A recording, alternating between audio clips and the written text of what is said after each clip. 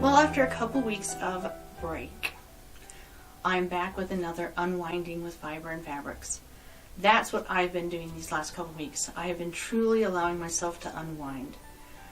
Most of the stuff I needed to get done in order to have Christmas packages in the mail to make it overseas in time for my son to receive them, have those projects have been done. And as of this morning, what I hope is the last 2 packages for this Christmas season are in the mail. And crossing my fingers, I'm hoping they reach him well in time to be used for the Christmas holidays. So I've been thinking a lot over this last couple of weeks how to continue doing these videos, because I really enjoy sharing my thoughts and my projects with people far and wide. And one of the things that I keep coming back to is I need to just be relaxed. Relaxed with the time frame, relaxed with when I'm putting them out, and relaxed with the content I put out. I'm seeing from the analytical information that most of the people actually seem to be enjoying the talking I'm doing more so than the tutorial stuff. And that made me think I'm going to try something a little different today. I'm going to show you what I've been working on. I'm going to show you some of the stuff I've done in the past and some of the stuff that I've just finished. But as I'm talking, I'm going to put a picture, probably put a picture over here showing you maybe some of the tutorials as how it was made, or some finished photos. I will put a gallery towards the end, and I'll probably still have a closing wish and thought. But instead of showing some specific tutorial stuff, I think what I'm going to do is just show you more inspiration and share with you more of the thoughts that I've had on the process. So we in the past have always put up our Christmas tree the Thanksgiving weekend. When my kids were younger, my daughter and I would go do Black Friday shopping. But we did it a little different than I think most people. Starting at the age of 7, my daughter and I, when she was 7 years old, we would go bright and early, not even bright outside, dark and early. We would get in the car, we'd take a bag of the Thanksgiving rolls that we'd had from the day before, and we would get in the car at about 5 in the morning in order to drive the hour to the closest Joann Fabrics, in order to be there when the doors opened at 6 a.m. And then we would go shopping for fabric. The first year was so wonderful. The first year was one of the early years that Joann Fabrics did their flannel at a really low discounted price. And it was lovely, because everyone was so genuinely in good spirits. We would all have our carts, and we'd all stand in line at the cutting table, and we had our numbers, and we were waiting for our numbers to be called.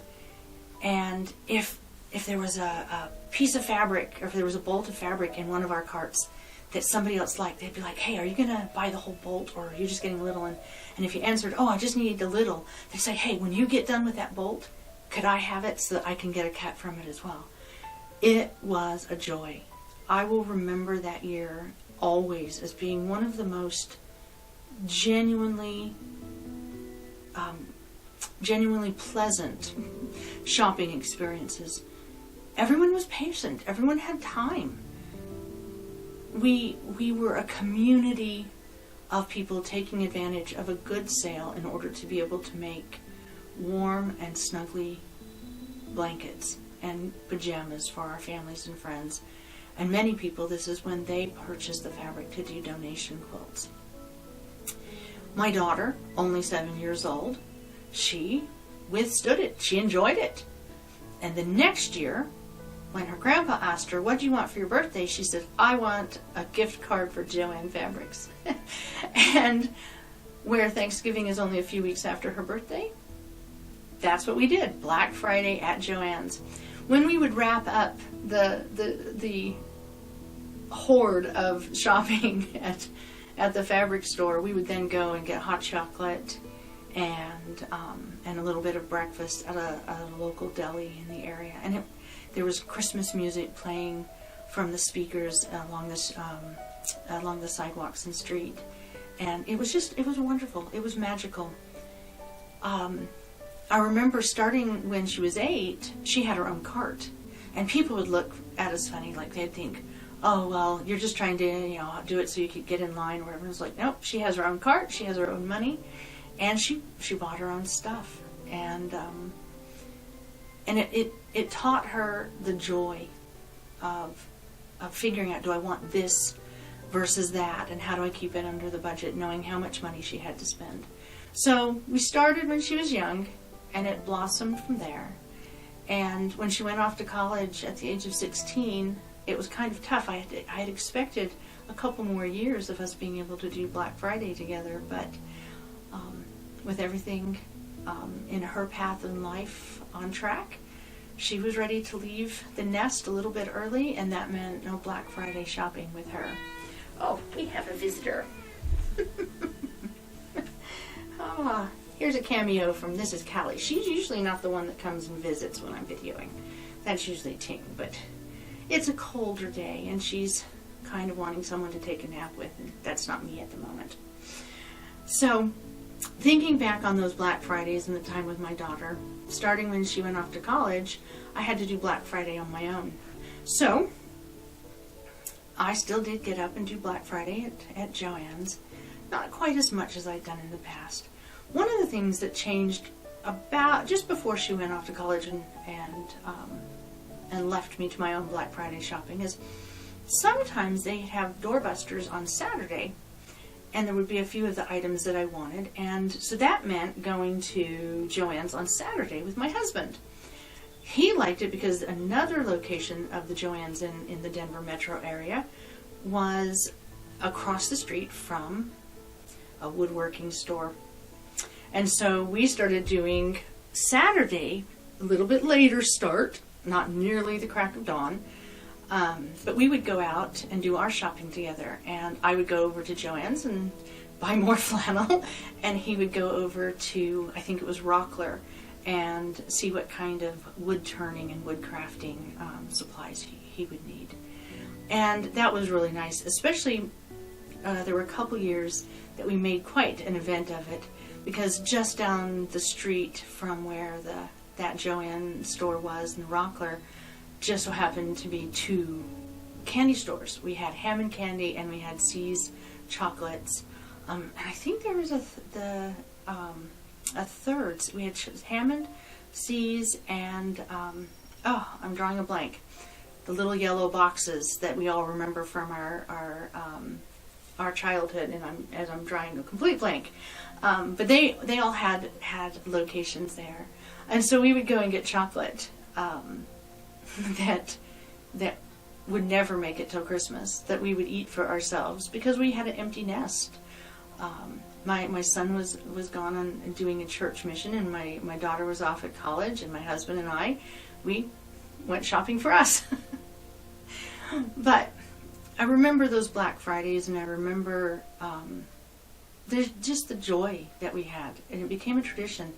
When my son was still home, before he left home, he would spend Black Friday getting the tree set up. He'd get the tree up, he'd get the lights on it, and by the time my daughter and I would get home, he'd have that dreaded part taken care of. And then we would usually, either that Friday or Saturday, we would get out the ornaments and we'd decorate the tree. When I was in college, I started collecting ornaments, and it was something my husband and I decided to do as a family as well. I was inspired by a dear couple I knew who, when they had first gotten married, that was all they could afford to give each other as an ornament for the tree. And by the time I knew them, they had so many ornaments that they could do theme trees every year. All their friends and family would give them ornaments every year when they found out that's what they collected. I was so inspired by them. I was so inspired by their story that we started it for our family. But as a family of crafters, as the kids got to a certain age, we decided instead of purchasing ornaments, we would make ornaments for each other. Now, there's 4 of us, So that means each one of us would make 4 ornaments to give to each other, so each one of us would have it. And that meant every year we'd have 16 new ornaments for the tree. I have a large tree, but it was getting full pretty quickly at that point. And so as I entered the empty nest phase of life, it became a little bit harder to want to put up the Christmas tree all in one weekend. And last year, when for the first time, really ever, my husband and I didn't have any help or any potential help coming to help put things on the tree, we decided that decorating the house needed to be a week-long process, maybe 2 weeks, depending on the year. And this year, even though my daughter's home because the COVID situation caused her to leave her Peace Corps location in Mongolia, with her being home, we still decided it was better to just take things slower. And so, as of last night, we finally have the tree up and the lights, and we're hoping over the next couple days to put the decorations on it. And so that's my rambling tale of how we've done it in the past and how we're doing it now. What I wanted to share about that is is the important lesson I've learned these last couple years. The lesson of taking it easy, taking it slow. Earlier today, I was talking with my dentist's office, and it was mentioned how quiet Thanksgiving had been for them, and how they didn't think it'd be that quiet again. And I said, the world is having an opportunity to experience what my husband and I figured out last year, that a quiet holiday can actually have the greatest joy. Oh, with technology, we are always in communication with our children. We are always FaceTiming with them. And sometimes even when we're in the same house, we text each other. With technology, we are always within a phone call, a video chat. Even with the strangeness of overextended Wi-Fi signals, which has made it a little bit harder to video chat with my son, I can still talk with him through the different technological options on a regular basis, and we stay in touch.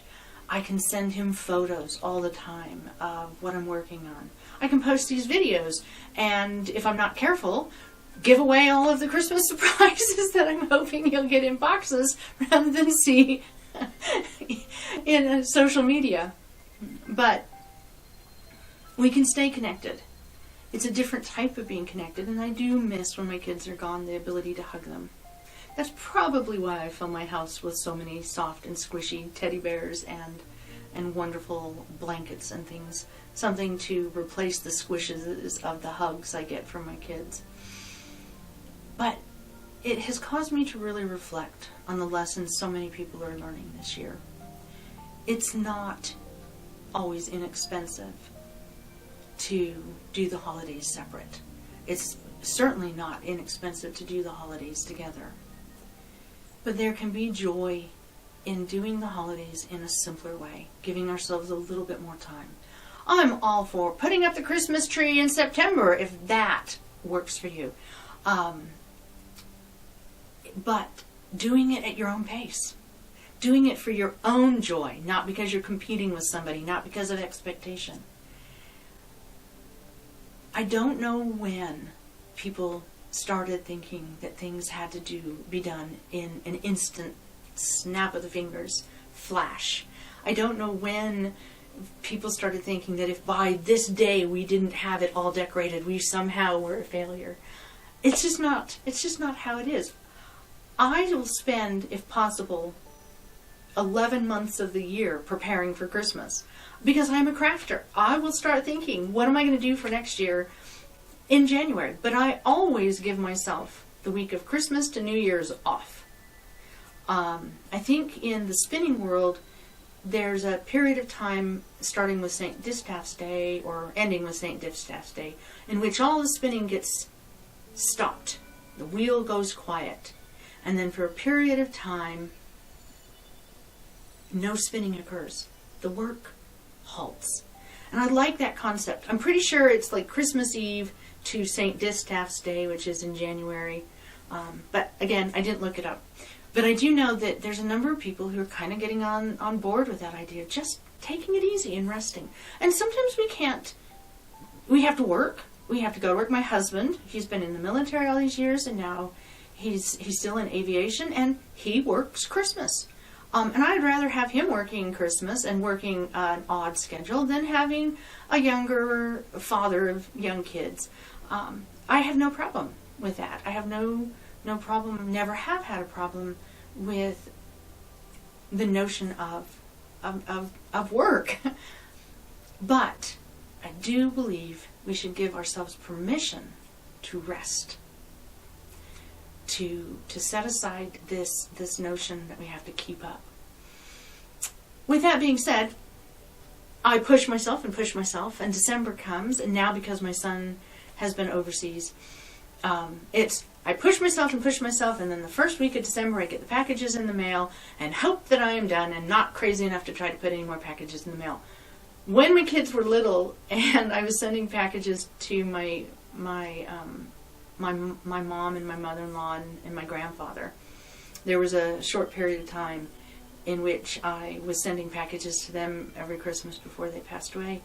And I remember one year was having so much fun with the kids, so much fun decorating cookies, so much fun making breads and jams and jellies and all sorts of things for Christmas. I remember I was going to the post office 3 or 4 times, maybe 5 times in December, with big piles of boxes because I was sending goodies to members of my family who were spending Christmas as single adults. And I wanted them to have all the yummy wonderfulness that they had when I was a child. The work they did for me, I wanted to make sure to return and give to them.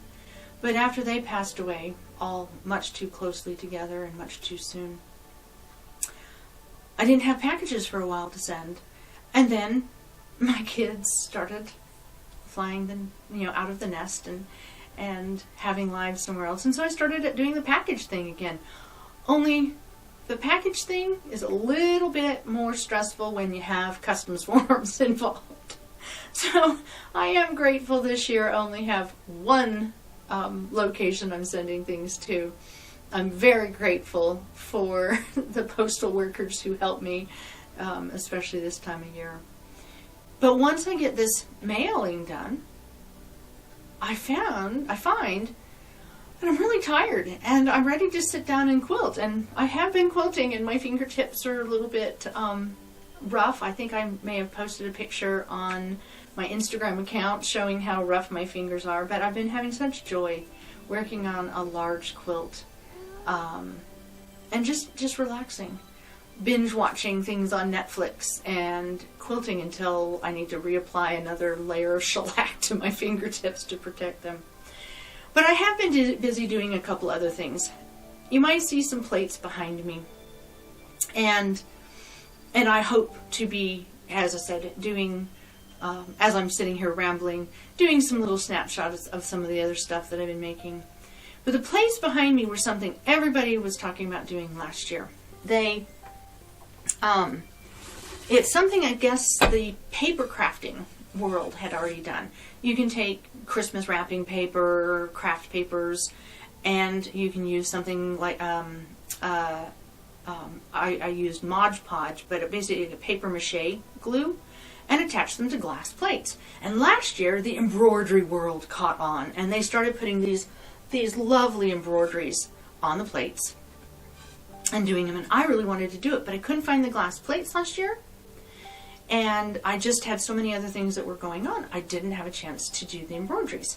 So this year, I finally did, and I will tell you, it was wonderful. It was so much fun, but I would certainly, if ever doing it again, stick with plain fabric or paper And definitely give yourself the 28 days of curing time that it requires. Because while it only took 3 days of applying the Mod Podge, the paper mache glue, it is sticky, tacky if I put it on something, and so it does need the days to cure.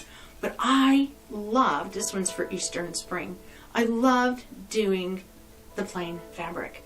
Because if you press it really well, and there's nothing else on it like embroideries, it goes on really nice and smooth, and it was fast and easy. I didn't have to do any other prep time. I suspect paper would work really well as well, but I have tons and tons of fabric. So I did do some winter ones, a Christmas one, a harvest one, which wasn't done in time for Thanksgiving, and a snowflake. But my favorite one, believe it or not, is just this piece of pretty yellow fabric. So if you're looking for something maybe for Easter, since Christmas is less than 28 days away of curing time, I would recommend this as something to try. Went to the dollar store, picked up the plate this year, and decided to make 4 of them. The paper mache glue I used is supposedly dishwasher safe. Hindsight tells me don't pay. I'm not going to pay extra for the dishwasher safe variety because it is a little more expensive than the regular Mod Podge. Because I'm never going to put this in a dishwasher. The fabric, you can feel an edge, and I just wouldn't. As a cookie plate goes, I would just wipe it down, put it away. But if you're looking for a project for Easter and you want something decorative and you have a bunch of fabric or a bunch of craft paper, here you go. Simple plate. There's lots of instructions on YouTube to find paper mache on a plate. I'm going to try to put some links below. I'll probably just put a short video somewhere in here of me gluing. But it's pretty straightforward. Glue the plate, glue, put the fabric down, slather it in the glue, let it dry, slather it in some more glue, let it dry some more. Pretty straightforward. So, fun, easy. Everyone's like, oh, that's a beautiful plate. Oohs, ahs. Even my husband went ooh, ah, and was pretty impressed with, let's see if I can do this without knocking over, the Christmas one. If you're doing it with fabric, I really, really recommend pressing it, pressing it, pressing it. You want that fabric as flat, as creaseless, as stretched out as you can possibly have. Because when I didn't take the time on the other two, I have wrinkles everywhere. That's why they're not coming up close. This one, I pressed and pressed and pressed and pressed. Let's see, there we go. And that turned out. That is machine embroidery. I would imagine you could do it with hand embroidery too. Good little cross stitch on gingham. Ooh, that could be really fun. I may have to try that. Cross stitch on gingham. Just like when I was little. So, some other fun little projects I've been doing.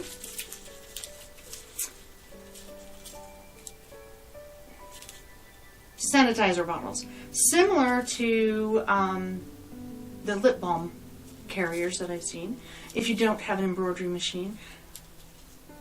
Marine vinyl, Sharpie markers, sewing machine, or hand stitch, glue, whatever. But, made these little snap tabs using little plastic cam snaps. Wonderful project, but spritz bottles. Now it's a little hard in the United States to find rubbing alcohol right now in the grocery stores, but if you have rubbing alcohol, high concentrated 90%, put it in your spritz bottle, you now have hand sanitizer that can be spritzed. Hand sanitizer containers are on my list to make a bunch more of them as well, because for the first time since COVID, I went to Sam's Club and found big giant jugs of hand sanitizer. So yes, spoiling fun. These will be going out to people who I feel like need a little bit of an extra thank you and a little love. May have some around my house if you live nearby. There might be some of these if you decided to visit. I don't think you will, because it's COVID. Nobody's visiting me. But that's what's going on in my house this year.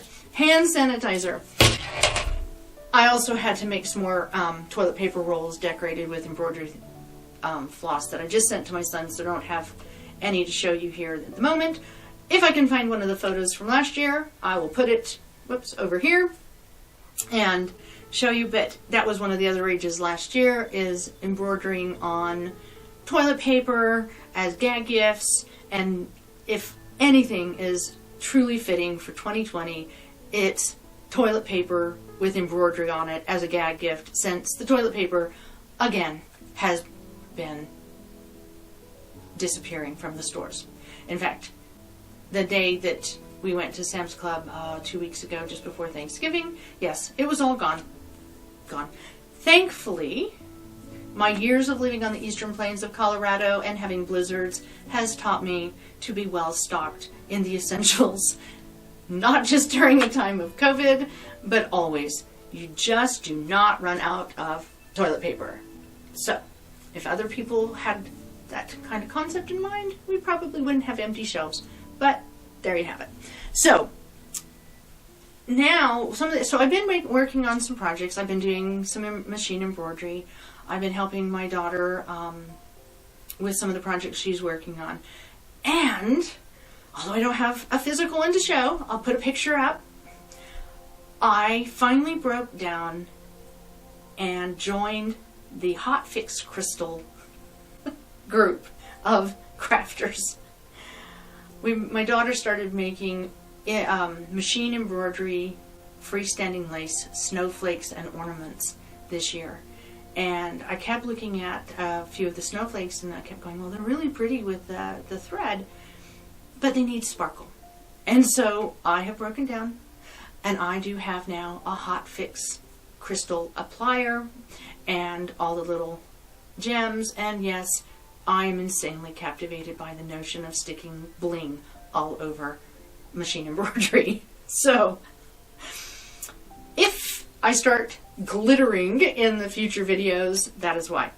I'm sure I'll be doing more, and I'll have more to share.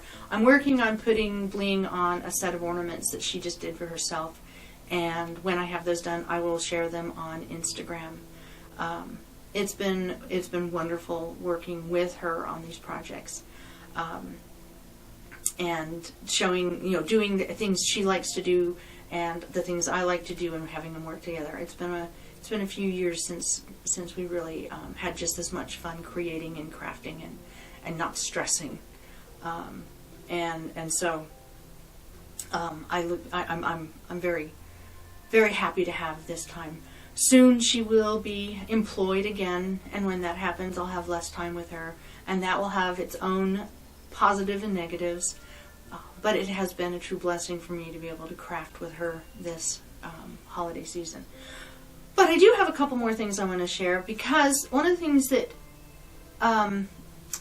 think it might have been last year or the year before, I can't remember now, but a lot of times when you're spinners, for the spinners out there, or the people who just work with yarn, and you go to the store and you have this one skein of yarn that just calls your name, and you're like, oh, I love this yarn, and it has to go home with me. I have no idea what I'm going to make with it, thus, like this. And you're like, what do I do with this yarn? Or if a spinner, you're trying something and you have what I call orphan yarn, the yarn that you spun up and then you don't know what to do with it. I came up with a few little projects last year to use up some of the orphan yarn. A number of years ago, I took a simple gingerbread coloring sheet, and I printed it out, and I made a gingerbread boy. I made him in a number of different sizes. This guy is actually using some wool, and I dyed the wool. So I didn't know what color the dye really was going to take with the wool. And so he's a burnt gingerbread boy. I have a lot of burnt gingerbread boys in my house. But last year, I took one of the orphan yarn skeins, and I knit him a little hat. This might have been 2 years ago, but I knit him a little hat and a little scarf, finally, so my gingerbread guy has clothing. So again, he is just printed on the printer, a gingerbread coloring sheet that I then drew lines on the fabric and made a gingerbread guy. So, pretty simple. Yes, I used the machine embroidery for his face because my handwriting and my hand embroidery are both equally horrible. So, there you have it. I have to use technology to have anything that looks nice because, yeah, my handwriting and my hand stitching. Quilting is the only thing that my hand stitching is even slightly proficient in. And, yeah, you just sometimes have to let it go. And I let it go. But in the same spirit of things, I still had some more. And these dolls I made these dolls. It's a pattern. I think it's a McCall's pattern. I think it's another gingerbread kind of concept. I made these dolls like a decade ago. And they had no clothes.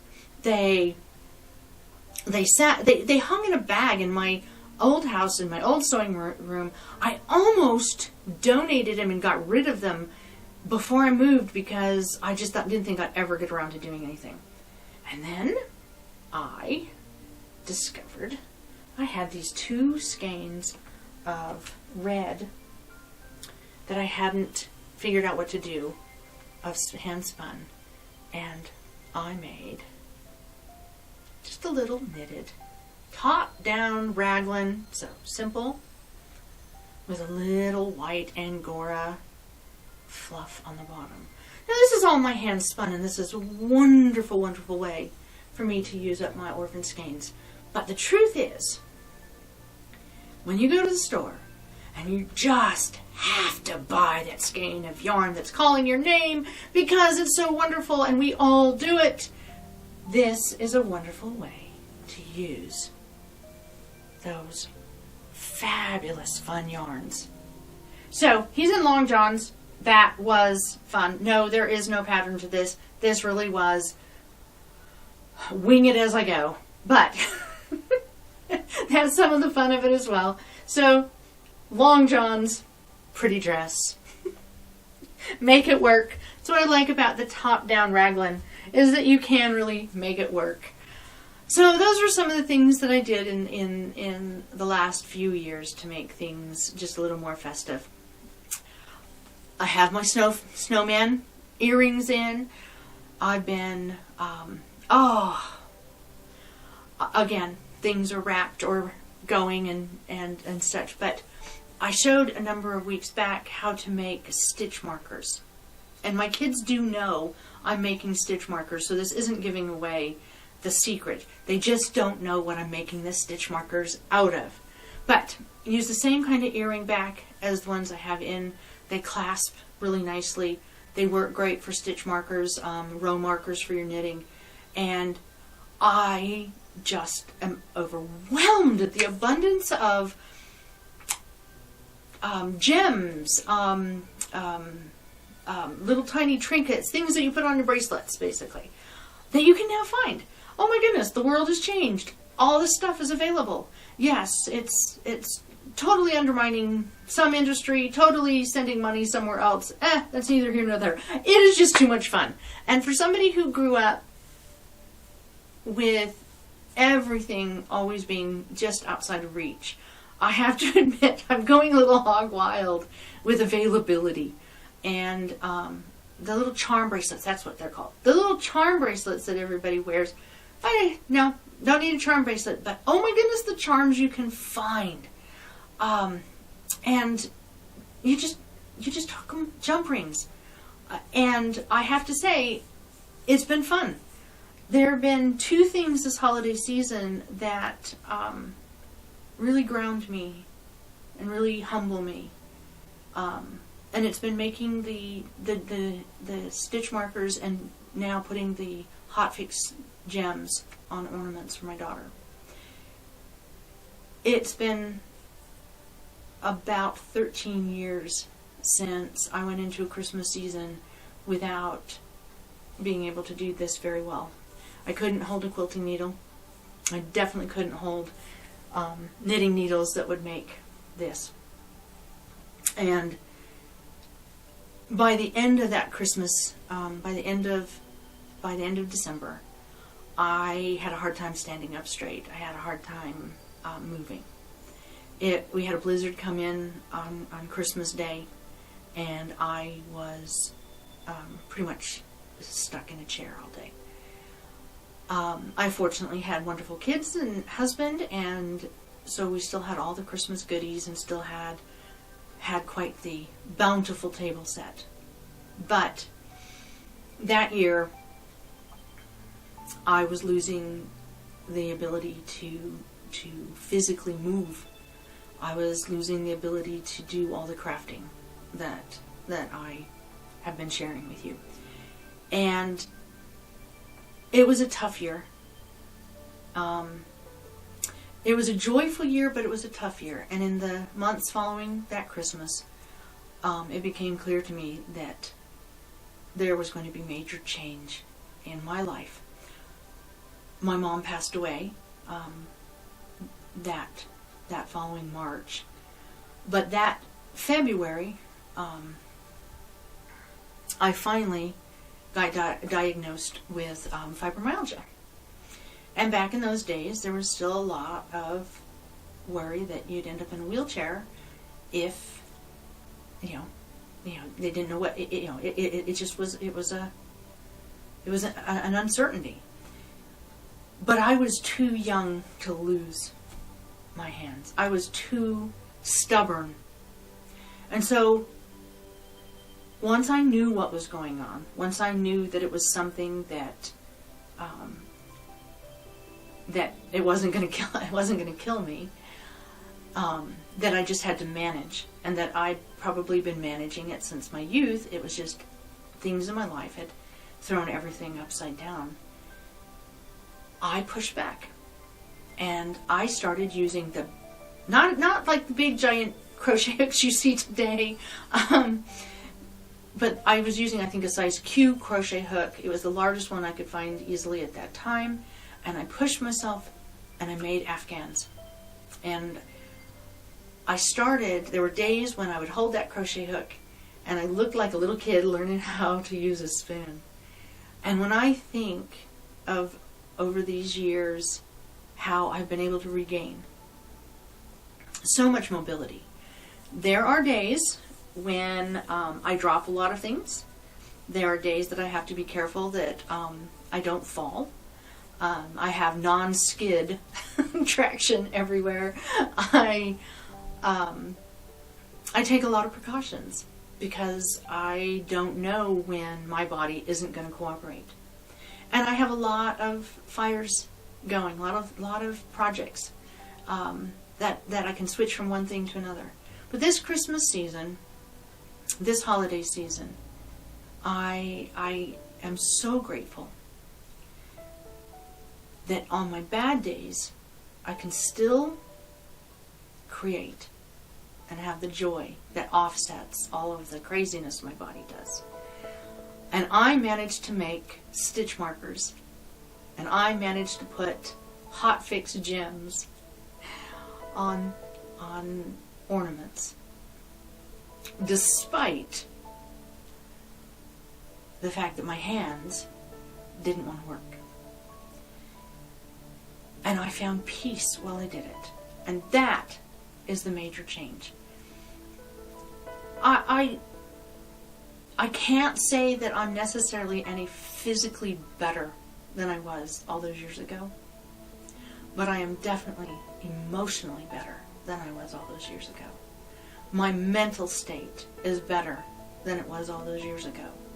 Because when I have my bad days, I'm no longer filled with terror. I'm no longer filled with so much fear.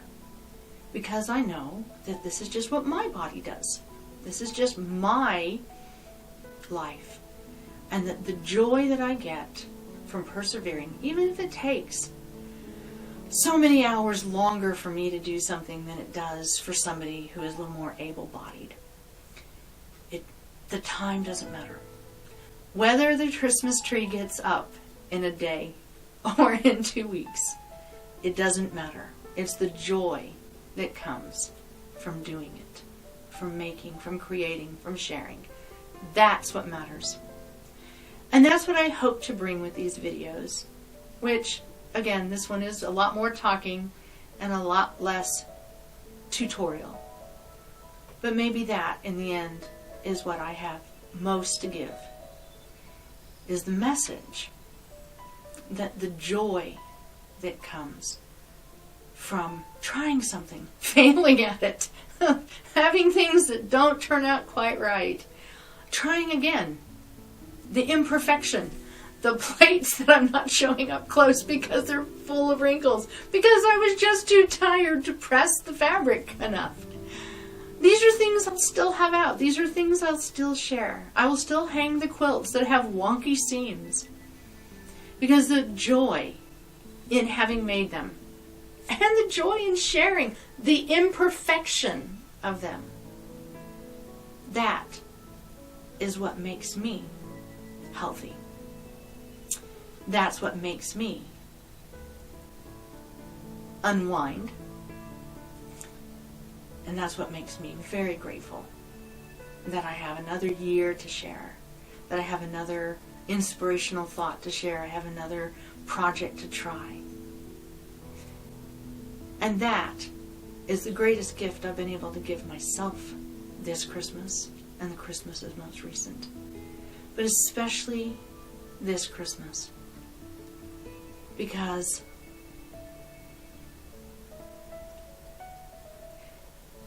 the world is slowing down for a little tiny bit. We're all relearning how to do things. For me, because of the way I have anxiety, because of the way I have to be able to read people's expressions, the way that I'm tactile, so much of going out and about is just not possible. It gives me anxiety. I can talk with my children via video chat, but when I try to chat with a group or with individuals I don't know, I have terrible panic attacks. I can't do video chat with people that I don't know as well.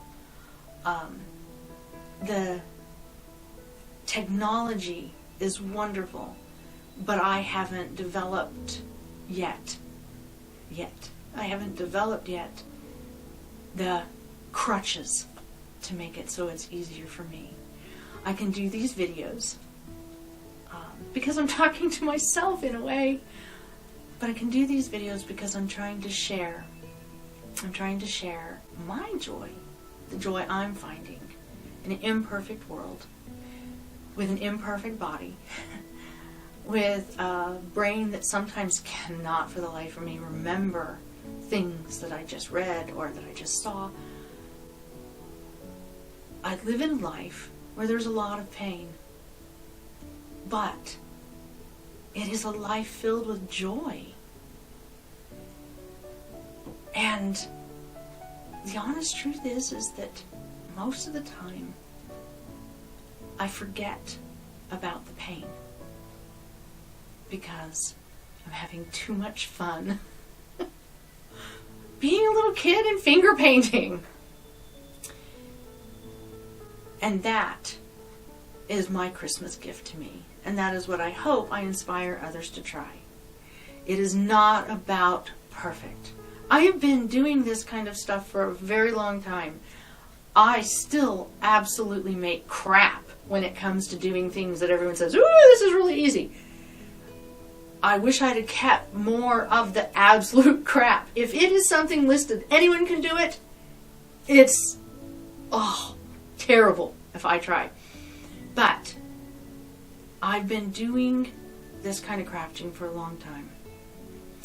And so I have a more experienced eye for colors and shapes and things than somebody who may be starting out. Although I've seen some truly artistic people who their very first project is just, awe-inspiring. But the thing that helped me all those years ago when I was on the road to relearning was allowing myself to finger paint, allowing myself to color outside the lines, allowing myself to get messy, allowing myself to have errors. I am really good at hiding errors in my knitting and crochet. finding out what works for me, that I feel like I'm a success, rather than trying to meet somebody else's standard, right? Rather than trying to fit in someone else's box. My quilting stitches aren't nearly as nice as they were years ago. My piecing is better, but I have less time that I can actually piece because it hurts too much to sit at a sewing machine for very long.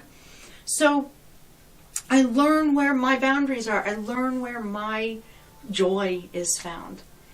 And that can be a lifelong journey and a lifelong source of joy if we just allow ourselves to unwind, get out a little fabric, get out a little fiber, and just play. If it makes us happy, if it brings us joy, then that makes us blessed. If, in sharing it, it can make someone else happy, can bring someone else joy, then we are doubly blessed. But if all we have is crayons and paper, then get coloring. Put more color in your life. Put paper chains on your tree. Do what it takes to bring joy and color and happiness to yourself. Because then you will radiate and it will share it with others. So, I best wrap this up. This is a very long, rambling on video. Oh my goodness, I just looked at the time. For those of you that actually continue to listen, thanks. Best wishes, and next week will probably be something shorter, if I'm able to come every week. Otherwise, the videos will come out as they're supposed to. Blessings to you all. Thank you for joining me on this very long, rambling session, and happy holidays. And I hope to see you again with some unwinding with fiber and fabric.